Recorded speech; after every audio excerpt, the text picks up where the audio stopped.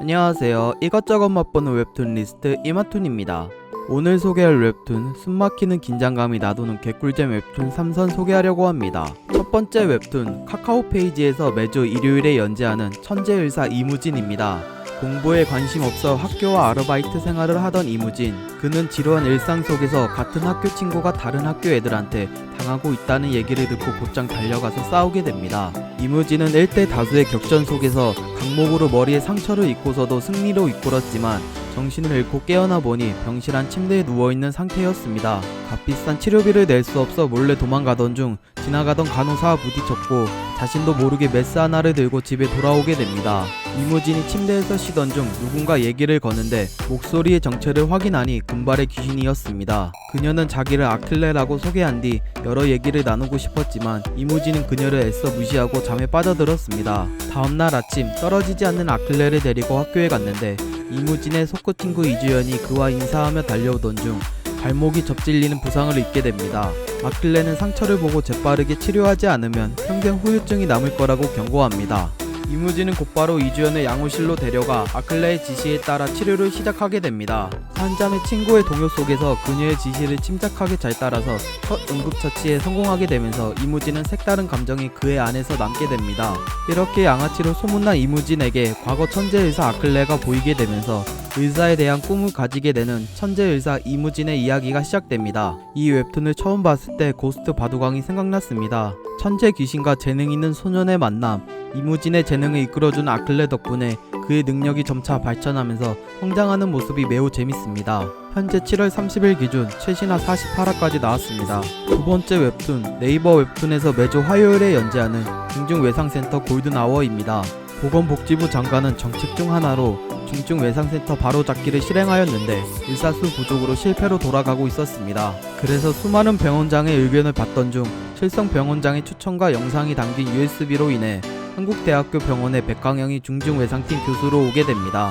백강영은 병원에 일찍 도착하자 때마침 오게 된 응급 환자를 보고 의사들의 실력을 파악하기 위해 뒤따라가게 됩니다. 당직 양재원은 급하게 들어온 응급 환자의 상처 원인을 파악하고 조치를 하려고 했지만 그걸 보고 있던 백강현은 중간에 난입하여 잘못된 점을 지적하고 올바른 길로 이끌게 조언해줬습니다. 그럼에도 불구하고 양재원의 어리바리한 모습에 답답해하여 직접 시범을 보여줬는데 환자의 상태를 보고 수술을 결정하게 됐습니다. 수술을 준비하는 동안 백강현은 마취과 사람을 불러내고 중증외상센터의 시스템이 엉망인 것을 파악하고 제대로 된 팀을 꾸려 운영하자고 다짐한 뒤 수술실로 들어갑니다. 백강현은 뛰어난 솜씨로 수술을 집도하던 중 마취과 의사의 이기적인 판단으로 환자가 위험해지자 화내면서 당장 나가라고 얘기하고 남은 수술을 진행했습니다.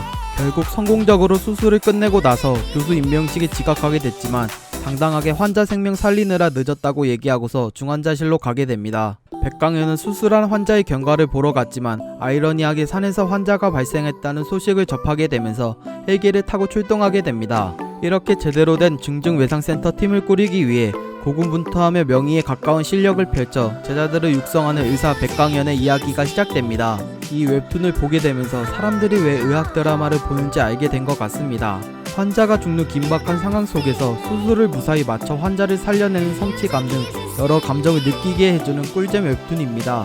현재 7월 30일 무료 기준 최신화 75화까지 나왔습니다. 마지막 웹툰 카카오 페이지에서 매주 토요일에 연재하는 메디컬 환생입니다. 중간고사 하루 전 김진현은 이상한 꿈을 꾸게 됩니다.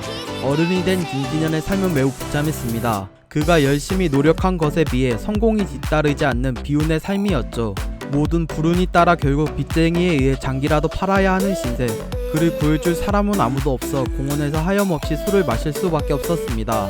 김진현이 술을 마시던 중 2년 전 자기가 구한 환자가 나타나면서 그의 신세 한탄을 들어준 뒤 은혜를 갚는다면서 단내로 씨앗주 한 잔을 건네주게 됩니다.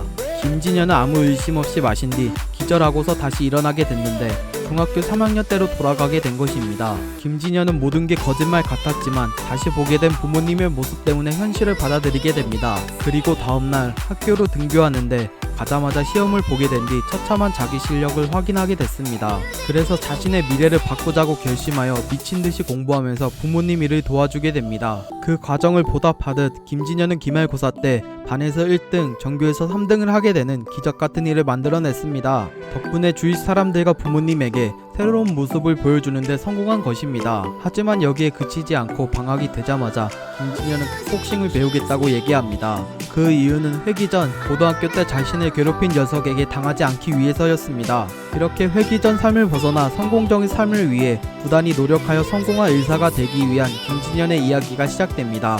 이 웹툰을 보면 명작에는 다 이유가 있는 것 같습니다. 말로 표현하기 어려운 감정과 재미가 복받치면서 이런 웹툰이 나왔다는 것에 그저 고마움을 느끼게 됩니다. 현재 7월 30일 기준 최신화 124화까지 나왔습니다. 이상으로 숨막히는 긴장감이 나도는 개꿀잼 웹툰 3선 마치도록 하겠습니다. 도움이 되셨으면 구독과 좋아요, 알림 설정 부탁드립니다. 빠빠.